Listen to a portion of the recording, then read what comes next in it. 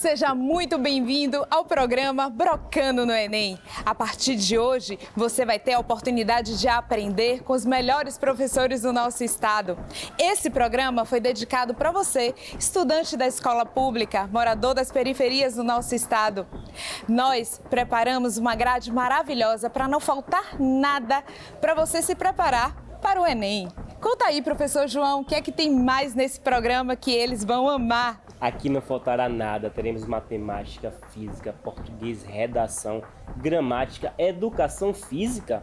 Teremos educação física também, física, geografia, história. Artes? Também teremos artes, professora Que Francine. ótimo. E hoje nós estamos aqui no Calabetão, olha que bairro lindo, que comunidade maravilhosa. Estamos aqui no CCOR e você também aprenderá um pouco mais sobre a história do bairro e sobre o CCOR, né, professora Francine? Pois é, o CCOR é um centro de arte e cultura que trabalha com todas as atividades recicláveis, não só nesse bairro, como adjacências. Quem está aqui no entorno merece conhecer esse trabalho lindo que engaja e empodera a juventude periférica da nossa cidade. Venha conhecer, venha ajudar também, contribuir. E eles cederam gentilmente esse espaço para que a gente pudesse gravar o nosso programa. Gratidão eterna por vocês, esse programa é feito para vocês, portanto a gente vem na comunidade gravar, tá bom?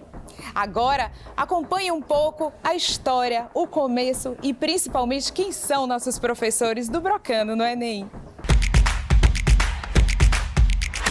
Professora Francine, para saber quanto maior a distância entre dois objetos, menor será a força elétrica deles? Eu não. Eu vou deixar para o professor Matheus explicar isso melhor. Qual é a aula de hoje? Lei de Coulomb, eletricidade, não percam. E aí galera, tudo bem com vocês? Professor Matheus Franco aqui, apresentando o programa Brocando no Enem, do Instituto Ori. A gente vai dar início a hoje à sequência de aulas de Física Elétrica, a começar por Lei de Coulomb e Carga Elétrica. Bom, para falar sobre carga elétrica, eu queria falar com vocês primeiro o conceito de carga elétrica, algo bem generalista mesmo. Carga elétrica nada mais é do que uma propriedade física que vai determinar as interações eletromagnéticas entre corpos que têm carga, certo? A gente tem cargas positivas e tem cargas negativas. Se a gente colocar uma carga positiva do lado de uma carga negativa no espaço, elas vão ter interação de aproximação. Por outro lado, se a gente pegar duas cargas de mesmo sinal, sejam elas cargas negativas ou cargas positivas, e colocar no espaço, a gente vai ter uma interação de afastamento, tá certo? É importante a gente lembrar que a carga elétrica é uma grandeza física escalar, ela não tem direção e sentido, e a unidade de medida vai ser a Coulomb, beleza? Bom, eu queria estudar com vocês um pouquinho melhor a estrutura do átomo, para a gente entender melhor o que é essa carga elétrica na verdade, né? O átomo é uma partícula muito pequena, formada por outras subpartículas. A gente vai chamar de partículas subatômicas, e a nível de ensino médio a gente estuda essas três partículas, que são os nêutrons, os prótons e os elétrons. Nêutrons são subpartículas, né, sem carga, os prótons têm carga positiva e os elétrons cargas negativas. E essas subpartículas, né, partículas subatômicas, a gente pode chamar dessas duas formas, elas são organizadas no átomo da seguinte maneira. Existem duas regiões. A região do núcleo, formado por prótons e nêutrons, e a região da eletrosfera, formada pelos elétrons. Eu quero que vocês percebam uma coisa na animação que está representada no slide. O átomo ele é uma partícula que tem outras subpartículas que têm carga. Só que a carga do átomo é neutra. Aí você pode se questionar, mas como? Tipo, se ele tem partículas positivas e partículas negativas. É porque elas existem na mesma quantidade.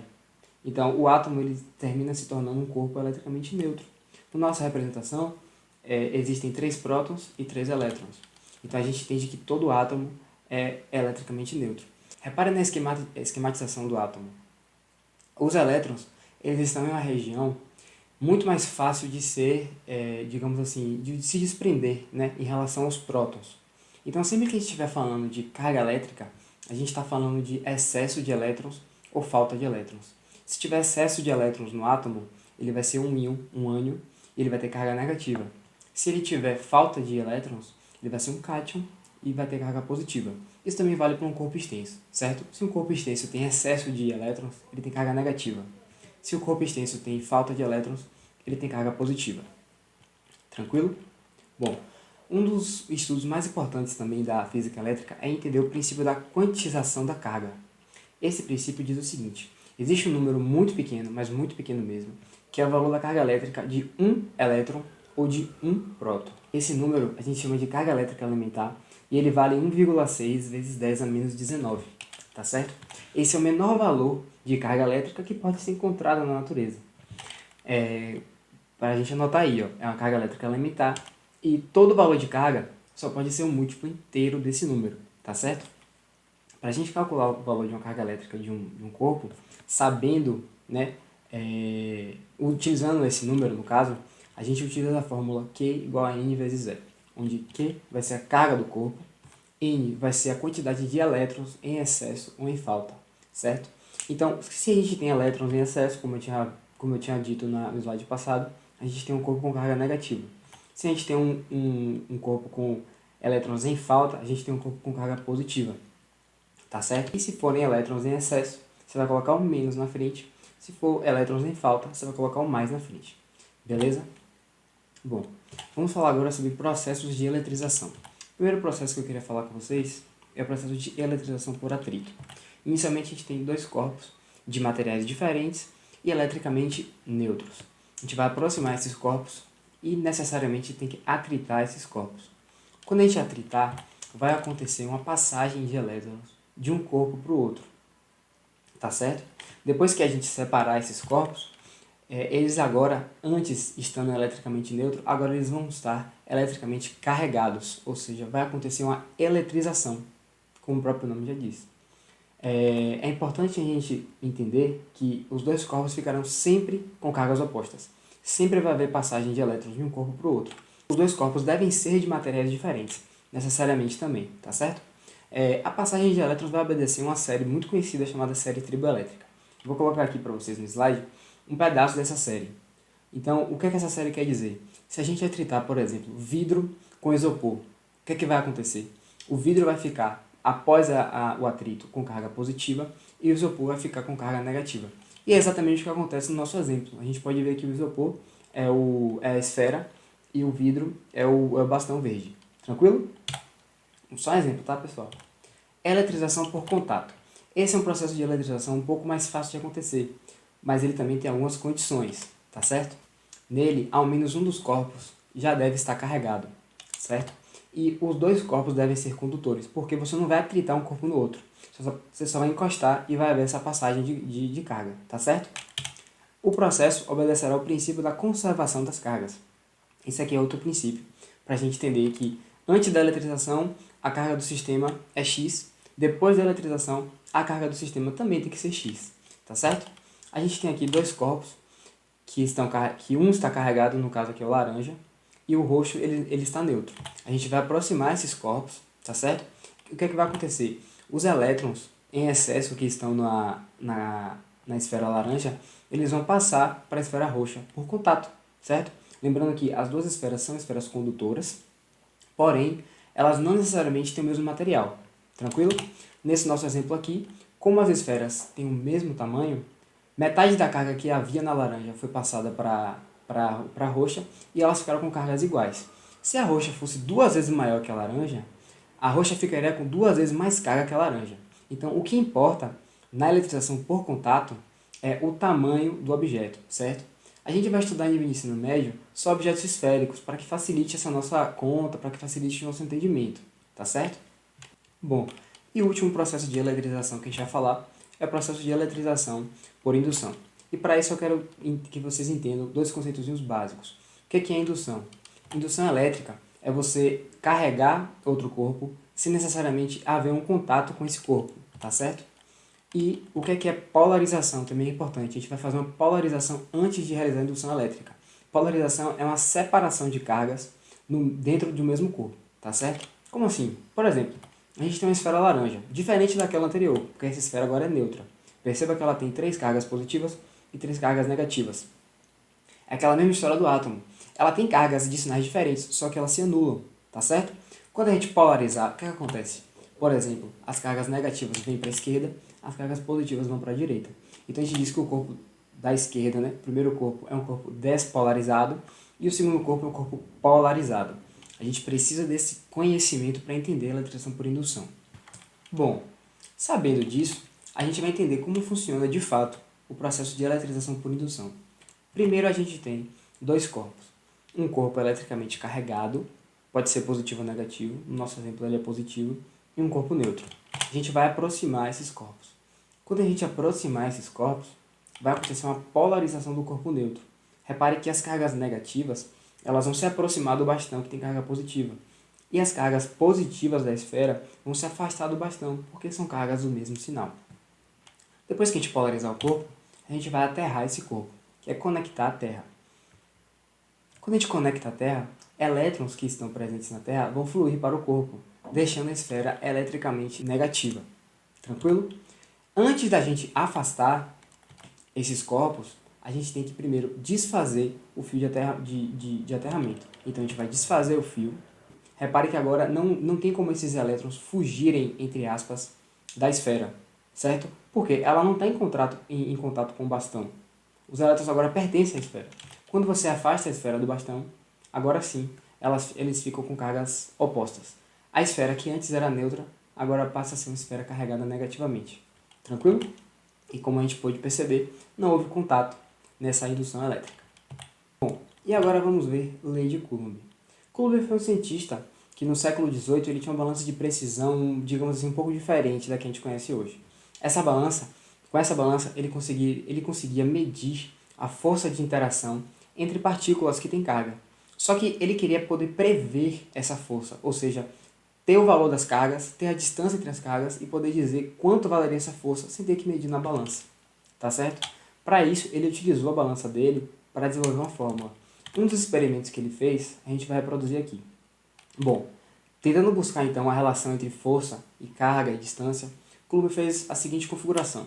Ele colocou cargas 2 a 2. Então, primeiro ele pegou uma carga Q e deixou essa carga em constante, digamos assim, e relacionou essa carga Q com três cargas diferentes. Qzinho, 2Qzinho, 3Qzinho. Colocou uma constante, outra constante, né? Que foi a distância entre as cargas. Pronto. O que é que ele percebeu na balança dele? A primeira configuração, Qzão e Qzinho, tinha uma força F, uma força de interação F. A segunda configuração, 2F. E a terceira, 3F. Então ele entendeu o seguinte: o produto das cargas vai ser diretamente proporcional à força elétrica. Então, ele colocou isso numa relação matemática, que é a de proporção. Agora ele pensou o seguinte: vem cá, se eu deixar essas cargas constantes, né? Se o produto das cargas for constante, mas eu aproximar ou afastar as cargas, o que acontece? Ele fez isso também. Ele colocou dessa forma e, né, calculou as distâncias, D, 2D, 3D. A primeira configuração a gente já viu, ele achou uma força F e ele se surpreendeu com uma coisa. Quando ele afastou as cargas 2 vezes, a força caiu para a quarta parte. Quando ele afastou as cargas 3 vezes, a força caiu para a nona parte. Então ele entendeu que a força elétrica não somente era inversamente proporcional à distância, mas como ao seu quadrado. Isso quer dizer o seguinte: a distância tem uma influência muito maior na força elétrica do que a carga elétrica, tá certo? E aí ele chegou com uma fórmula mais ou menos igual a essa, certo? Que a força elétrica é proporcional ao produto das cargas dividido por distância ao quadrado. Só que a gente conhece uma fórmula um pouco diferente, né? A gente conhece uma fórmula, força elétrica igual a K vezes Q dividido por D ao quadrado. O que acontece, pessoal? Para a gente transformar uma proporcionalidade em uma equação, a gente tem que, digamos assim, encontrar uma constante de proporcionalidade. E é justamente isso que esse K representa. É uma constante de proporcionalidade elétrica, tá certo? Ou seja, constante eletrostática. No vácuo, ela vale 9 vezes 10 a nona. Tranquilo? Então, para você resolver um exercício, você vai substituir os valores, ou ele vai dar um valor, ou vai dar outro, e você vai encontrar necessariamente o que ele está pedindo. Vamos agora para a parte de gabaritando, que a gente vai resolver exercícios.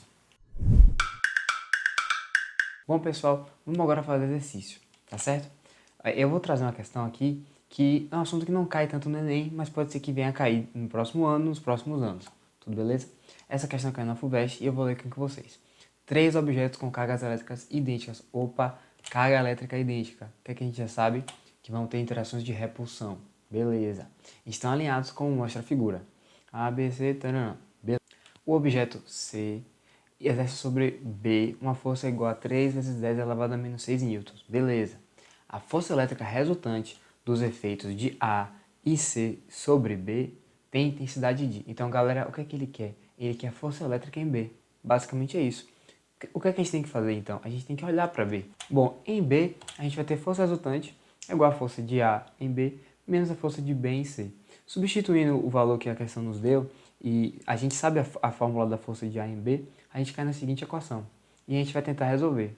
Quando a gente substitui os valores, alguns valores conhecidos, né, no caso da distância, a gente se depara com outro problema. A gente não tem K vezes Q ao quadrado. Ah, só uma observação, pessoal.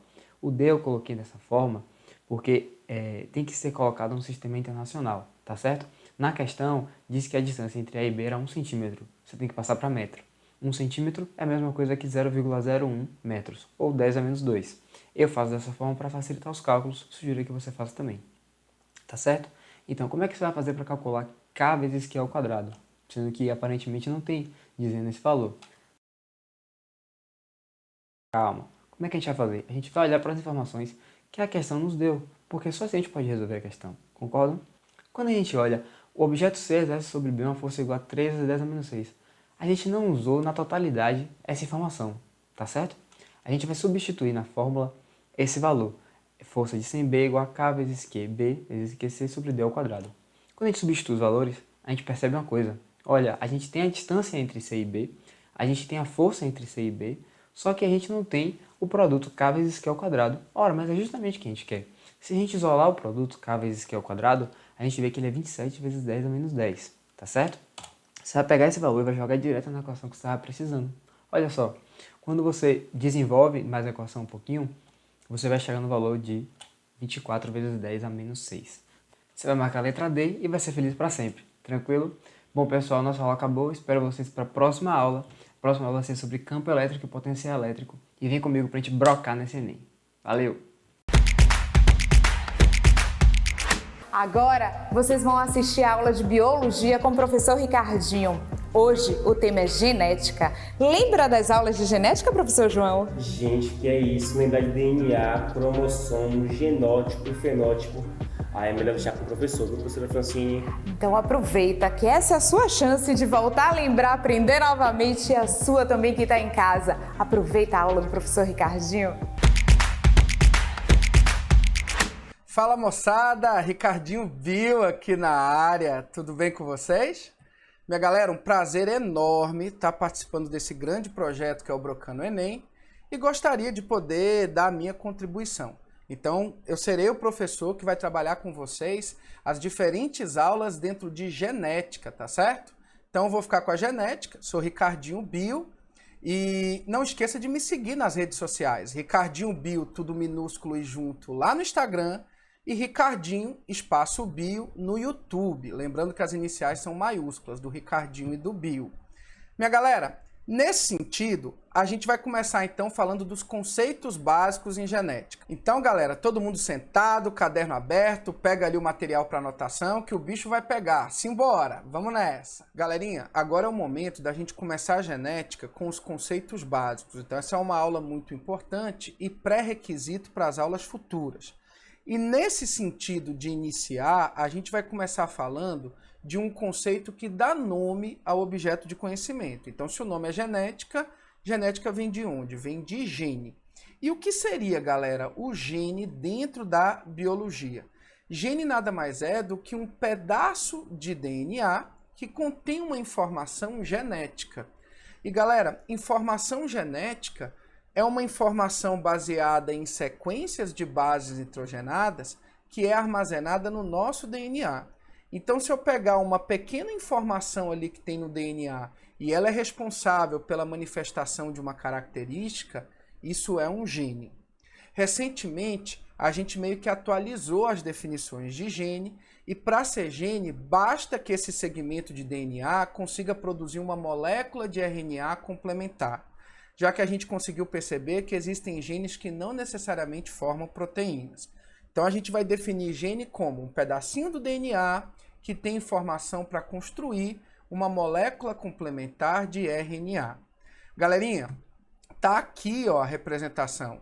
A gente tem, então, um gene de fita dupla, e aí ele serve de molde para a construção de um RNA, que provavelmente, se for um RNA mensageiro, vai até o citoplasma, e lá vai participar da tradução genética para formar uma proteína. São as diferentes proteínas que nós produzimos que participam das nossas manifestações físicas, os fenótipos, as nossas características em geral, tá certo? Então, por exemplo, se um indivíduo tem um olho castanho, o outro tem um olho azul, o que a gente tem ali são sequências de DNAs, o que a gente tem ali são sequências de bases diferentes que vão me permitir a formação de RNAs mensageiros distintos e que vão formar proteínas distintas, determinando manifestações também distintas. E isso, gente, eu posso transcender para tipo de cabelo, textura, altura do indivíduo, peso, uma série de outras características. Então a gente não vai esquecer que o gene nada mais é do que um pedacinho de DNA que tem informação para determinar uma característica, que sofre transcrição. Sofrer transcrição é produzir uma molécula de RNA. De boa, galera? Então vamos para o segundo conceito. O segundo conceito, galera, a gente tem que se basear muito na reprodução sexuada. Eu vou começar falando para vocês dos cromossomos homólogos. Todos nós aqui nos derivamos de uma única célula, uma primeira célula formada após a fecundação, que é o zigoto. E o zigoto é a primeira célula diploide que nós temos. Esse termo diploide significa que essa célula apresenta dois conjuntos genômicos, dois genomas. Um genoma herdou do pai e o outro genoma herdou da mãe. Como a gente herda 23 cromossomos, um de cada tipo, de cada um dos gametas, quando esses gametas se encontram, eu acabo tendo 23 pares. E cada par que representa cromossomos de um mesmo tipo, a gente vai chamar de par de homólogos ou cromossomos homólogos. Então, vocês sabem que dos 23 pares de homólogos que nós temos na espécie humana, sempre um veio do pai e o outro veio da mãe. Galera, e os pedacinhos que eu tenho nos cromossomos homólogos, que têm informação para determinar características, nós vamos chamar de genes alelos, se eles forem correspondentes. Por exemplo, vamos imaginar que esse determinado pedaço aqui de um cromossomo, ele tem a informação para produzir uma enzima que digere proteína no estômago.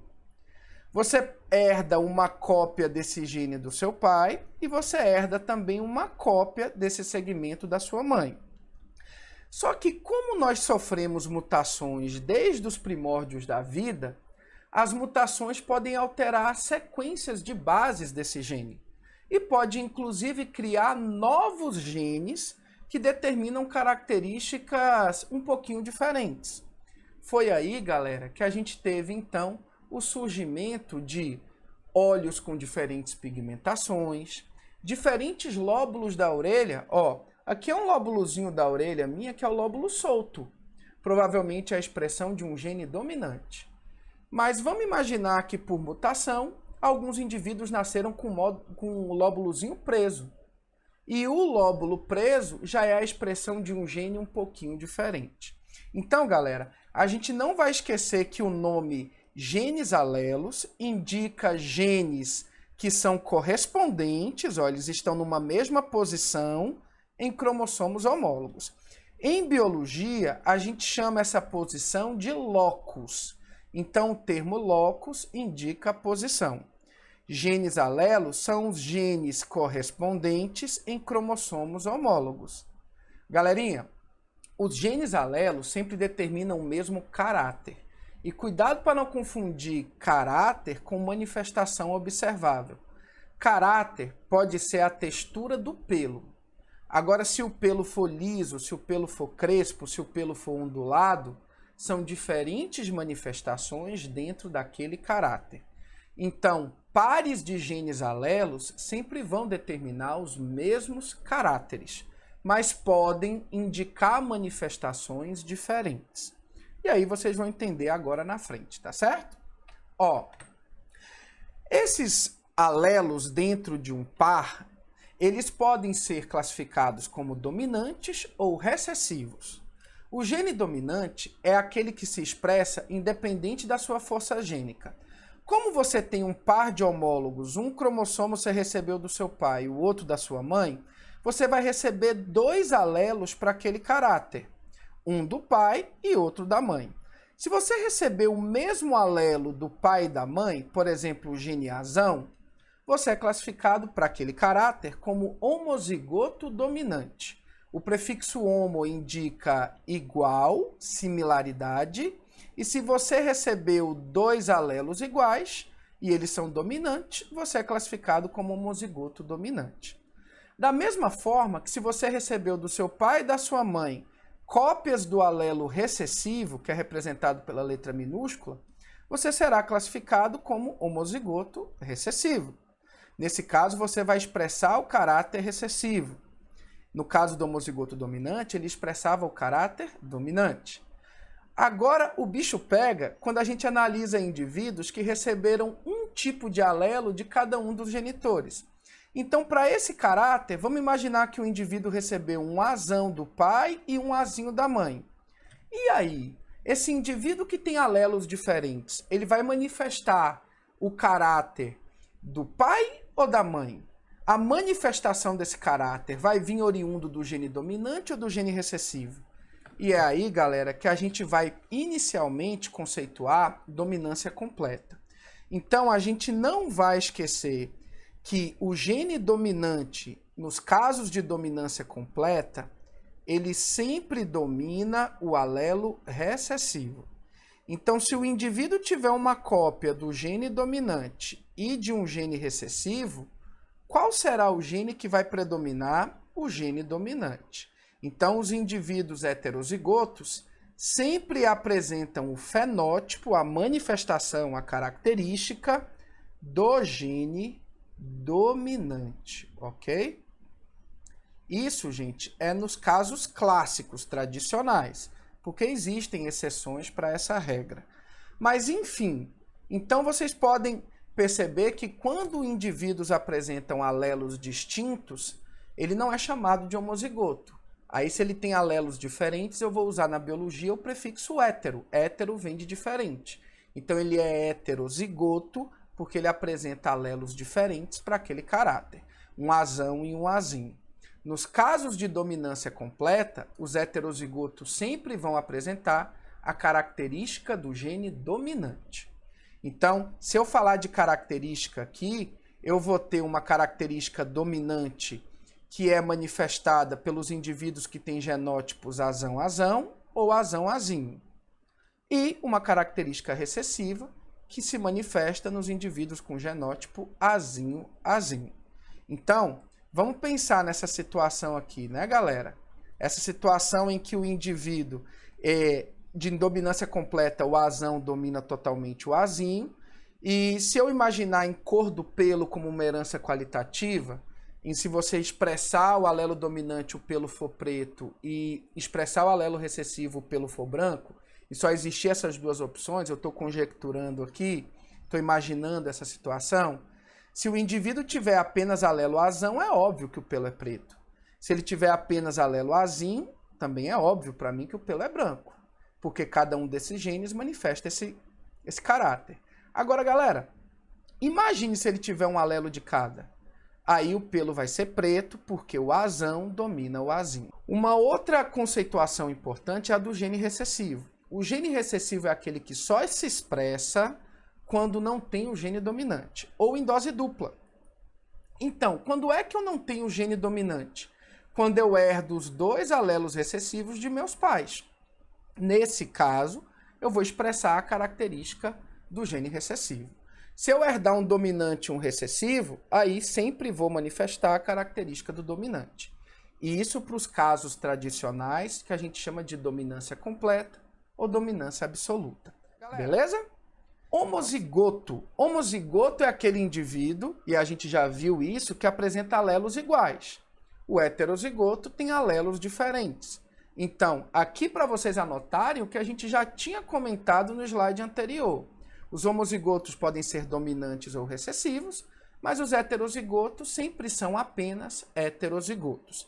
Pode vir um termo numa questão para você também que chama de híbrido. Então, na genética, o híbrido é aquele que tem alelos distintos para aquele caráter.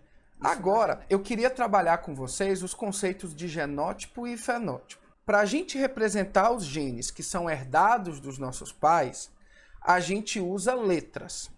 E o par de letras a gente chama de genótipo. Então, para cada caráter, eu tenho um genótipo. Por exemplo, Ricardinho tem pelo preto. Então, provavelmente, eu devo ser azão-azão ou azão-azinho. Qual é o meu genótipo? Vamos supor que eu seja azão-azão. Então, beleza. Pelo preto, azão-azão. Se eu falar assim, Ricardinho é azão-azão, eu estou falando do genótipo de Ricardinho. Porque o genótipo é o meu patrimônio genético que determinou a característica pelo preto. Agora, se eu falar assim, Ricardinho tem pelo preto, aí eu não estou falando do genótipo. Eu estou falando do fenótipo. Aí o fenótipo é a manifestação do genótipo, mas não só do genótipo. É a manifestação observável de um caráter. E essa manifestação ela vem das associações dos genes que a gente carrega, ou seja, do nosso genótipo, com as questões ambientais, com o meio ambiente. E aí a gente aprendeu a classificar o fenótipo como aquela característica que vem da união do genótipo mais o meio ambiente. Alguns tipos de herança na genética sofrem maior ou menor influência ambiental. Eu tenho exemplos de heranças que praticamente o meio ambiente não atua. Mas eu tenho outros exemplos de heranças que o meio ambiente atua de forma bem evidente. Peso de indivíduo, altura de indivíduo, tem muita ação ambiental, tá? Geralmente são as heranças que a gente vai ver lá na frente, que são chamadas de heranças aditivas. As heranças aditivas sofrem muita influência do ambiente. Mas sempre o meio ambiente vai estar participando de alguma coisa, seja maior ou menor essa participação. Galera, aqui, por exemplo, ó, aqui eu vou dar um exemplo para vocês de pigmentação nos pelos de coelhos que muda não pelo genótipo. O genótipo é o mesmo de todas as células. Pessoal, é importante eu comentar isso. Todas as células do nosso corpo apresentam os mesmos genes. Todas as células têm a mesma carga genética. Então, professor, como é que você explica de que em algumas células o pelo é branco nos coelhinhos e em outras o pelo é preto? Para esse tipo de coelhinho que a gente chama de Himalaia, essa pigmentação, tem muito a ver com a ação ambiental. Vejam vocês, ó, que a temperatura da maior parte do corpo é mais elevada. E por conta disso, a gente inibe a expressão do gene que acaba produzindo a pelagem escura. Por isso que fica branca, fica meio que albina essa maior parte do corpo. Quanto maior a temperatura, a gente começa ali a regular e inativar um gene. Já nas extremidades do corpo, que a temperatura é um pouco menor, esse gene para pigmentação escura ele está ativado e aí a gente acaba tendo o focinho escurecido, as orelhas, as patas. É um coelhinho muito bonitinho, diga-se por sinal, tá certo? Então aqui eu estou dando um exemplo para vocês de variação da pigmentação dos pelos em coelhos pela ação do meio ambiente. Os genes estão presentes em todas as células, mas eles só se expressam nas extremidades porque ele só é ativado numa temperatura mais baixa. Temperatura mais baixa é meio ambiente, então eu estou vendo o papel do meio ambiente influenciando na característica, no fenótipo. Às vezes, galera, a gente acaba manifestando uma característica que é incompatível com o nosso genótipo. Mas é porque eu tentei mascarar. Como assim, professor? Por exemplo, Neymar quando pintou o cabelo, e ele é tipo um super saiyajin, quando ele pinta o cabelo ele fica tipo assim, barril dobrado, viu? Neymar fica barril. E galera, assim, por mais que vocês venham me julgar, não me julguem, mas eu sou fã do futebol de Neymar. Neymar, ele pinta o cabelo e o bicho pega. Agora, quando o Neymar pintou o cabelo de rosa, significa dizer que todos os genes das suas células também se modificaram para ele ter essa característica? Não, porque ele está mascarando o fenótipo. Quando você mascara um fenótipo e fica com um fenótipo que não tem relação com o genótipo, a gente chama isso de fenocópia. Então, fenocópia é quando você mascara o seu fenótipo. No caso, ele usou tinta para poder mascarar a cor real do seu pelo, da região aí da cabeça. Assim como usar aquelas lentes de contato coloridas. Ai, prof, adoro. Bom, não tem problema. Tudo bem, pode usar. Mas saiba que isso é uma fenocópia, não é um fenótipo. Porque o seu fenótipo é a pigmentação natural da íris dos seus olhos. Então, quando a gente mascara um fenótipo, a gente chama de fenocópia. E é aí, galera, que eu finalizo a maior parte desses conceitos básicos falando de uma herança epigenética. É aqui que os alunos começam a tremer. Meu Deus do céu, professor, eu vi no Enem uma vez e eu não sei o que isso significa. Herança epigenética é quando a gente consegue alterar a ativação dos nossos genes, a expressão de regiões do nosso material genético, simplesmente pelas nossas ações do dia a dia, pelas ações do meio ambiente. Então, aquele indivíduo que se cuida, que faz sempre exercício físico, que principalmente se alimenta corretamente de alimentos mais saudáveis e em pequena quantidade, que não se estressa, que faz yoga, aquele indivíduo perfeito, ele provavelmente vai ativar genes que estão relacionados com a sua saúde e bem-estar. Já se o indivíduo fica trancafiado dentro de casa, bom, não é legal falar isso no período de pandemia, mas que ele vive comendo fast food, entre aspas, porcarias, ele é sedentário e ele tem uma vida toda estressante, provavelmente o meio ambiente não é muito favorável para ele. Então, possa ser que ele já tenha nascido com alguns genes relacionados a câncer e outras doenças, mas que nessas condições ambientais esses genes foram ativados. Então, nesse caso, eu estou falando que eu vou alterar a expressão do gene, eu não vou criar novos genes, não vai ter mutação. Se tiver relacionando mutação com epigenética, está falso. Eu não vou criar novos genes. Eu vou apenas ativar ou inativar genes específicos a partir das questões ambientais, das variações do ambiente. Minha galera, a primeira aula já foi. Tenho certeza que vocês se familiarizaram com os conceitos básicos. Na semana que vem, a gente já vai botar a mão na massa, tá? Então a gente vai deduzir algumas situações em heredogramas, falar de herança autossômica, sexual, falar dos experimentos de Mendel. Então aguardem cenas para os próximos capítulos. Qualquer dúvida, me procure nas redes sociais, pode mandar um direct lá no Instagram que eu respondo com áudio para vocês. Um beijão a todos, FOY, fui, valeu! Professora Francine, o que você está fazendo aí? Nós estamos gravando o programa. Eu tô fazendo umas contas aqui. Ai, sinceramente, esse mês eu acho que... Esse mês você aprende com a professora Ana Cláudia. O assunto é conjuntos numéricos.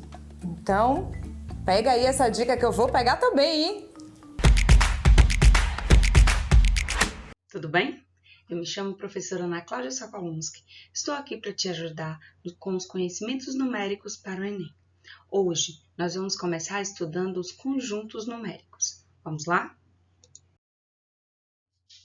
Primeiro vamos conhecer os conjuntos numéricos. O primeiro conjunto numérico é o conjunto dos números naturais, representado pelos números criados para a contagem. Ou seja, 0, 1, 2, 3 é um conjunto infinito.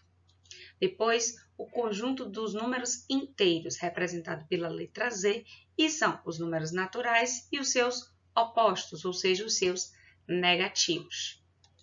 Englobando os naturais e os inteiros, nós temos o conjunto dos números racionais, que são os números que podem ser escritos em forma de razão, em forma de fração, ou seja, os naturais, os inteiros, os decimais exatos e as dízimas periódicas, que são decimais inexatos formados por um período, por um número ou um conjunto de números que se repete infinitamente. Os números racionais também é um conjunto infinito. Fora dos números racionais, nós temos o conjunto dos números irracionais, representados pela letra I, que são os decimais inexatos, ou seja, as dízimas não periódicas. Englobando os racionais e os irracionais, nós temos o conjunto dos números reais, representado pela letra R, ou seja, o conjunto dos números reais é a união dos racionais com os irracionais. Vamos seguir? Então, vamos ver alguns símbolos importantes. O asterisco. Toda vez que tivermos um símbolo de conjunto numérico acompanhado do asterisco, significa que nós estamos excluindo o zero, ou seja, N asteriscos são os números 1, 2, 3, 4, 5, 6 e etc. Note que excluímos o zero desse conjunto.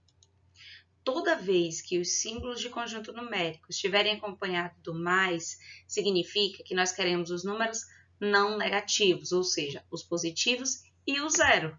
Então, por exemplo, se eu tiver Z+, eu quero 0, 1, 2, 3, 4 e etc. Note que os números negativos não estão aqui.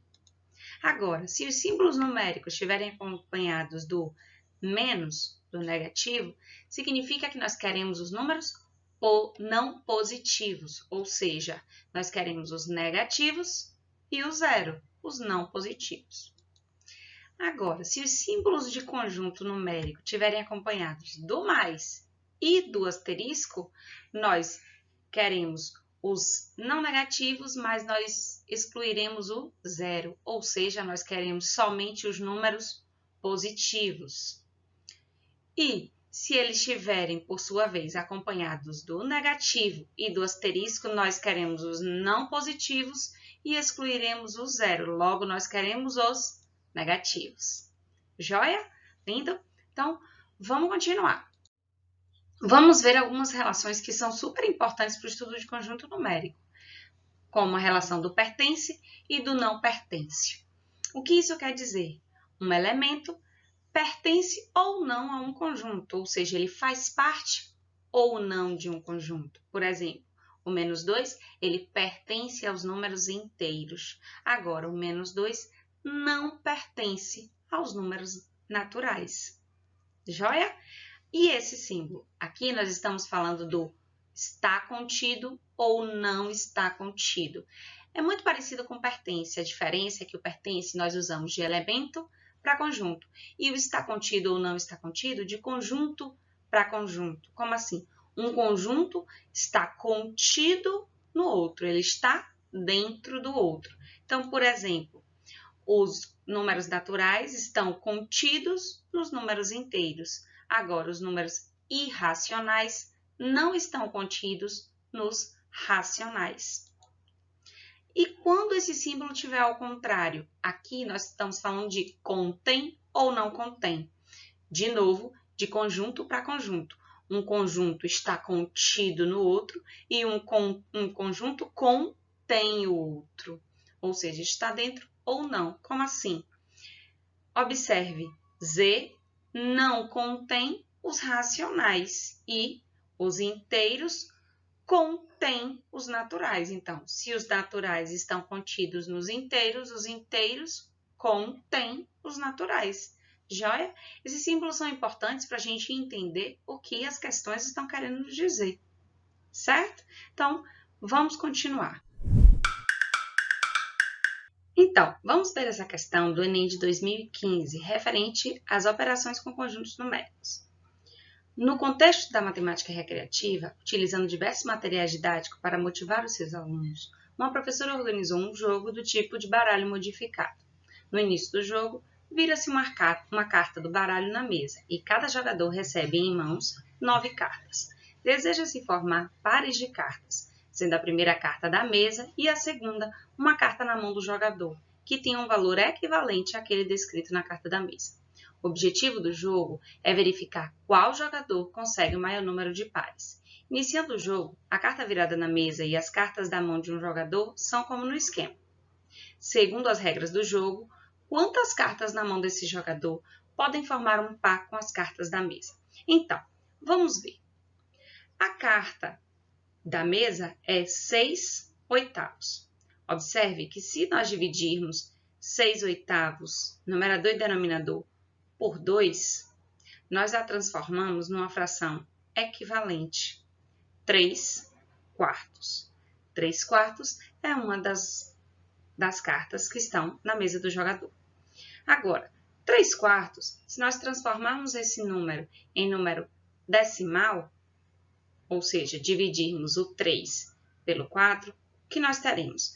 3 não dá para dividir por 4, então nós vamos precisar acrescentar um 0 no 3 para que ele vire 30, então acrescentaremos o 0 e uma vírgula no quociente. 30 dividido por 4 dá 7, que é 7 vezes 4, 28, sobra 2. 2 não dá para dividir por 4, novamente acrescentaremos um 0 no 2 para ele virar 20. 20 dividido por 4 dá 5, pois 5 vezes 4 é 20, resta 0. Logo, 3/4 é 0,75, que também é uma das cartas na mão do jogador. Agora, 0,75, se nós transformarmos em fração, novamente, para transformar em porcentagem, nós temos 75 por 100. Logo, esse número é 75 por 100, que é uma das outras cartas que estão na mão do jogador. Logo, quantos pares eu posso formar? Posso formar 3 pares, letra E. Joia? Então, vamos continuar. Vamos agora falar das operações entre os conjuntos. Nós podemos fazer a união entre os elementos dos conjuntos, que seria juntar todos os elementos dos conjuntos dados. Se nós tivermos, então, esses dois conjuntos A e B, a união entre eles será todos os elementos de A e todos os elementos de B, certo? Vamos ver, então, um outro exemplo. Se eu te der esse conjunto A formado pelos elementos C, A, R, E, T e o conjunto B formado pelas vogais, quem seria a união entre A e B? Então, A unido a B seria os elementos de A, C, A, R, E e T e os elementos de B. A, que já está representado aqui, porque eu já representei ele quando coloquei os elementos de A. E, que já está representado aqui, porque eu já representei ele quando coloquei os elementos de A. I, O e U. Então, esses são os elementos da união entre os conjuntos A e B. Matematicamente, como é que nós representamos a união? A união é representada pelos elementos X, onde esses elementos X pertencem a A ou pertencem a B. Ou seja, eles podem fazer parte só de A, como por exemplo o C, podem fazer parte só de B, como por exemplo o I, ou podem fazer parte de A e de B, como o A e o E. Joia? Vamos passar então para a próxima operação, que é a operação de interseção. A interseção, ela é representada pelo U de cabeça para baixo. Observe. O que é interseção? Interseção são os elementos que se repetem nos conjuntos, ou seja, os elementos comuns a eles, que fazem parte dos dois conjuntos ao mesmo tempo. Vamos ver. Se nós tivéssemos aquele mesmo diagrama representado anteriormente, quem seria agora a interseção? A interseção seria esse espaço aqui do meio, não é isso? Porque esse espaço do meio faz parte de A e também faz parte de B. Vamos ver, então, o mesmo exemplo anterior. Se agora eu te desse o conjunto A formado por C, A, R, E, T, B formado pelas vogais e te pedisse a interseção.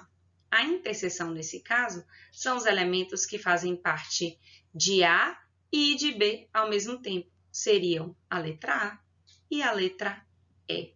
Esses dois elementos pertencem a A e pertencem a B.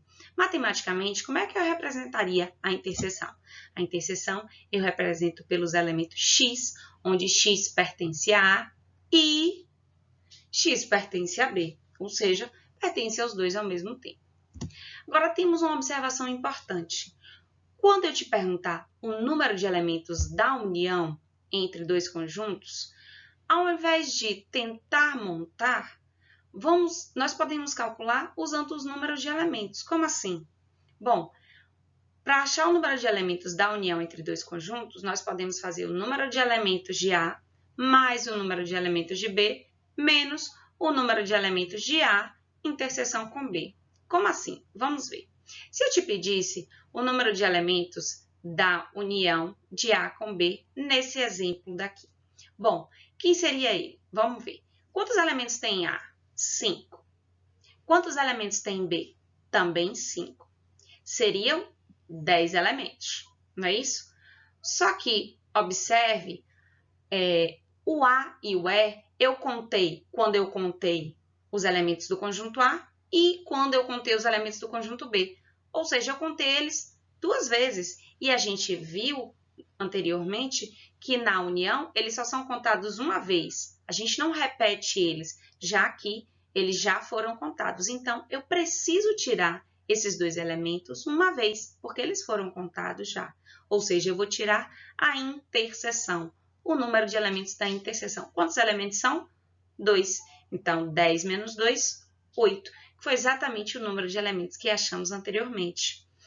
Esse número de elementos aqui é super importante, pois facilita muito as coisas. Anote ele e deixe bem guardado.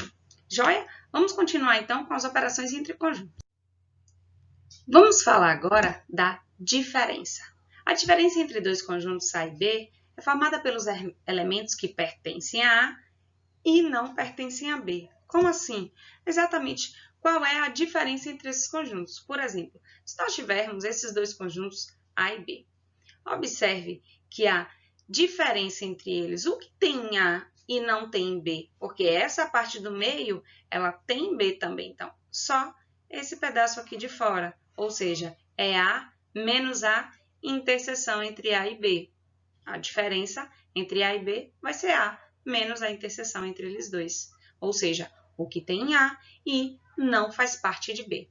Vamos ver aqui. Vamos ao mesmo exemplo que nós usamos anteriormente. Se A é formado pelos conjuntos, pelos elementos C, A, R, E, T e B pelas vogais. Se eu quiser representar a diferença entre A e B, eu vou em A selecionar os elementos que não fazem parte de B, ou seja, o A faz parte de B, ele não vai estar na minha diferença, e o E também faz parte de B. Então, o que de A não faz parte de B? C, R e T. Essa é a diferença entre A e B. Joia? E matematicamente? Matematicamente, nós representamos a diferença assim. São os elementos X, em que X pertencem a A e não pertence a B, ou seja, faz parte só de A. Lindo? Agora, vamos fazer uma observação muito importante. Se nós tivermos A que contém B, ou seja, B está dentro de A, a diferença entre A e B vai ser chamada de complementar. Note que B precisa estar dentro de A. Ou seja, nós teremos o complementar de B em relação a A. O que é isso, complementar? O que falta a B para nós formarmos o conjunto A.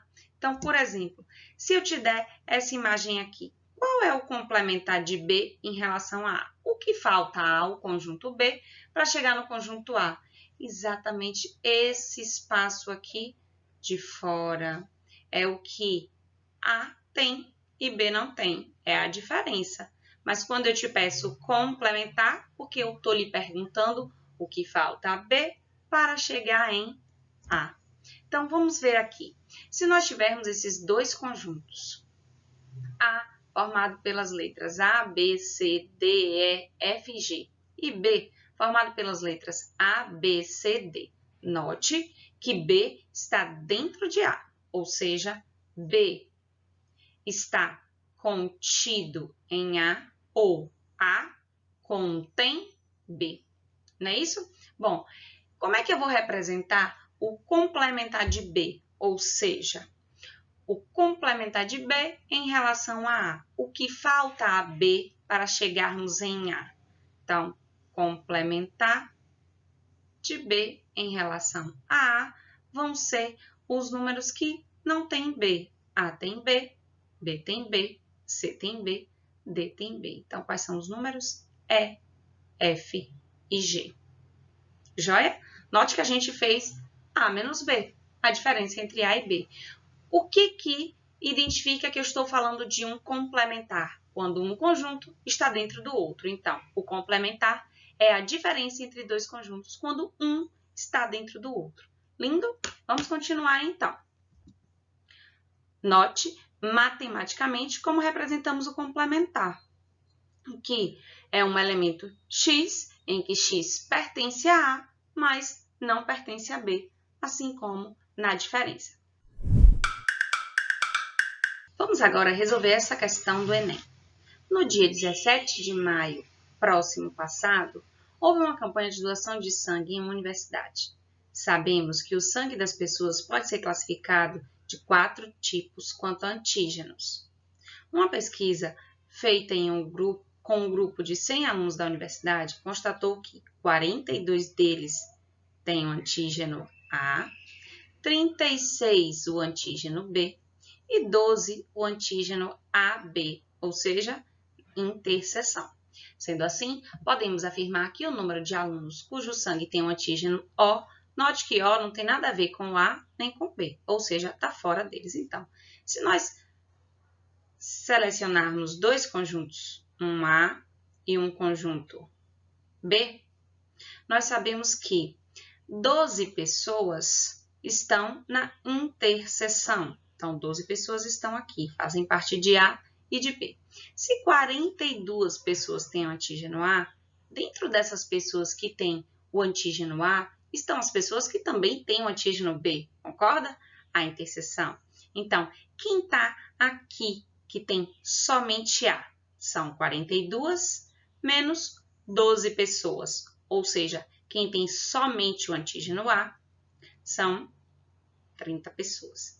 E quem tem somente o antígeno B? Nós sabemos que 36 pessoas têm o antígeno B, que são as pessoas que têm o antígeno A e o B e têm somente B. Então, quem tem somente B são 36 menos 12, ou seja, são 24 pessoas. Então, totalizando aqui, nós temos 30 mais 12 mais 24, nós temos 66 pessoas. Então, 66 pessoas têm entre os antígenos A, B ou AB.